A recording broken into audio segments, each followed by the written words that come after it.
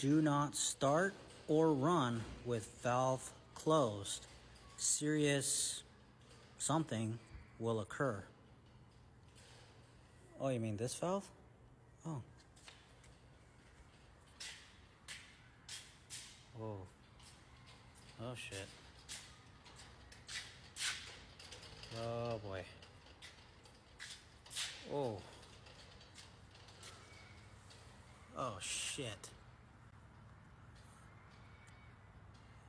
It blew a hole right through the hydraulic fluid cooler. They weren't lying.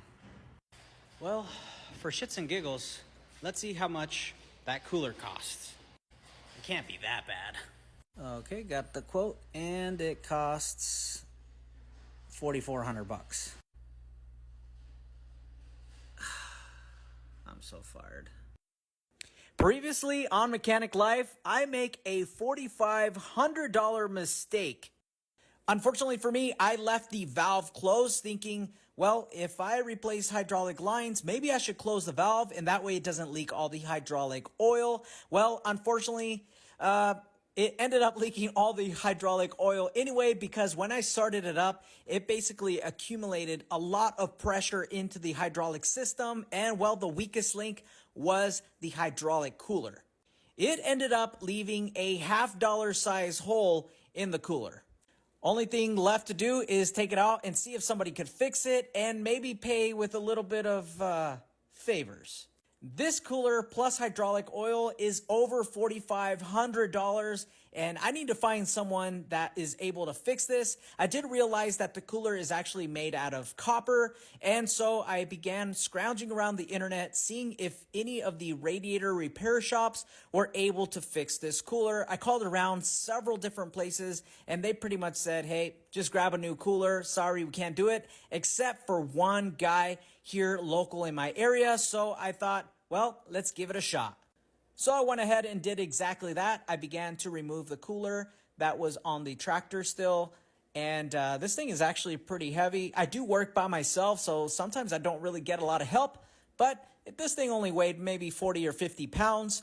But yeah, working by yourself sometimes can be a struggle, but you got to do what you got to do, right? Once the cooler was removed, this is what it looks like here. And let's go ahead and take a look at the damage a little bit more. And yeah, that's a pretty massive hole. It almost looks like it's laughing at me, to be honest with you. But it is made out of copper, so this might be able to be repaired. The biggest thing that I was actually worried about was not only this hole here, but you could see that the cooler coil tubes were actually imploded as well. And you can tell by the paint around those tubes are actually cracked. And you could also see that they have been swollen up. I was really concerned with this point because I didn't know if there was going to be any additional leaks other than that massive hole due to the cooler being imploded with so much pressure that it could have cracked those welds as well. So I was on my way to Fullerton, California, to a place called Gary's Radiator Service, of course, in Fullerton, California. He said, hey, we'll give it a shot. Hopefully we can fix it, and we'll let you know. And so I ended up dropping it off and waited for his call. Bye-bye. Well, I just got off the phone with Gary. He was able to repair that $4,000 cooler. So let's go ahead and pick it up. So after receiving the great news, I headed over to Gary's radiator service in Fullerton, California. And well, we looked at the repairs. It looks like this is going to hold. He said that, well, it doesn't seem like it's leaking for anywhere else. So just for a couple $100, I was able to save the district quite a bit of money, and I didn't have to do any favors. Hey, look at that. So let's go ahead and put this cooler back together because it was disassembled. So I'm going to have to reassemble it before we install it on the tractor and, of course, install the fittings as well. Of course, I learned my lesson on this one. Now I know what that valve actually does. Well, unfortunately, I wasn't aware of how this system actually worked, but sometimes you got to learn the hard way. Yes, even seasoned veterans make mistakes from time to time. Of course, I try to minimize it as much, or at least learn from the mistakes so that it doesn't happen again. And now I definitely know what that valve is supposed to do, but I went ahead and zip tied it open just in case so that nobody else will have this problem in the future. I went ahead and added some Teflon to the fittings and then went ahead and reinstalled the cooler back onto the tractor.